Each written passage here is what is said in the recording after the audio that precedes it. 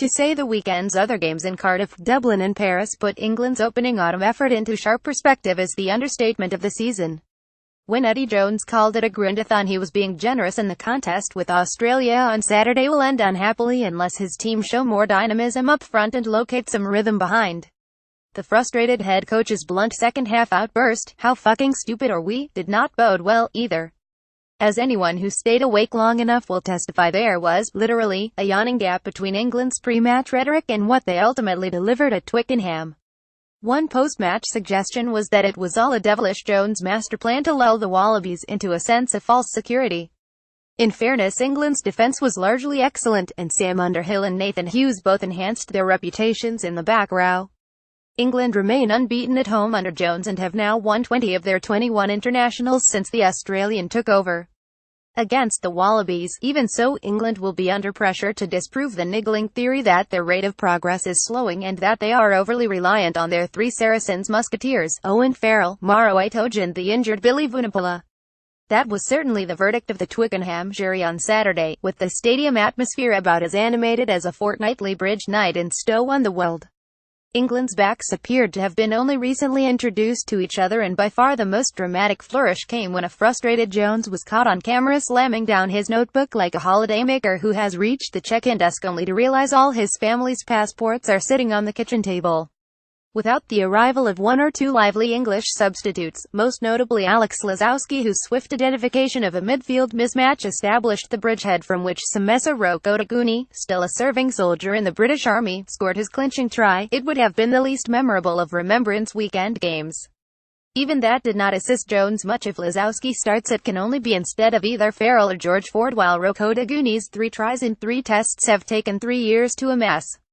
There was, in short, very little of the collective urgency displayed by Ireland against South Africa in Dublin, a game which also subverted many of the available excuses for England's sluggishness. All the Irish Lions looked bang up for it, their midfield made a major impact, and Joe Schmidt's side looked to be on the up.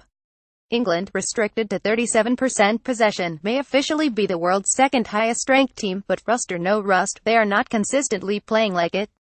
That is probably reason enough to recall Farrell, a water boy on Saturday, and Itoje to the starting 15 to face the Wallabies.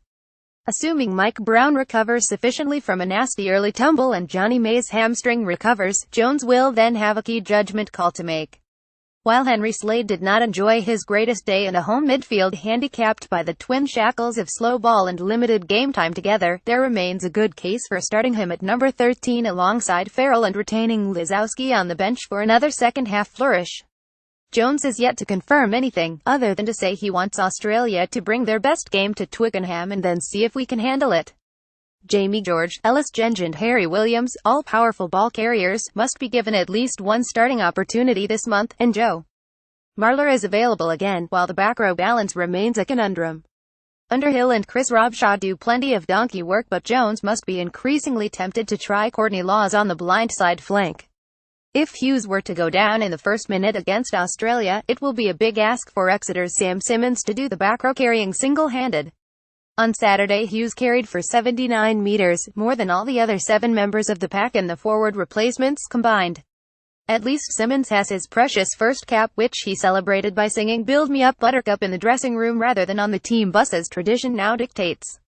England also now sing a team song written by May, but outside the dressing room, Saturday's entertainment was mostly to be found at the bottom of a glass.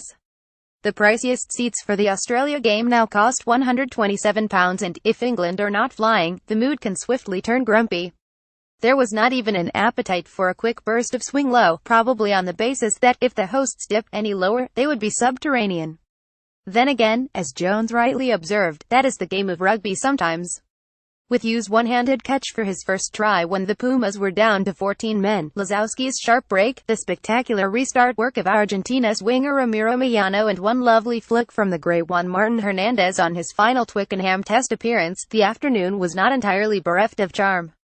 It is also possible to argue England were fortunate in places, with Joaquin Tuculet unlucky to be sent to the sin bin for his genuine attempt to compete with Brown in the air, and Slade's scoring pass to Rokodaguni sparking another tedious GCSE physics debate about momentum and stuff being thrown from moving trains. If Michael Cheika's Australia are to be halted in their tracks this weekend, their hosts will have to improve significantly.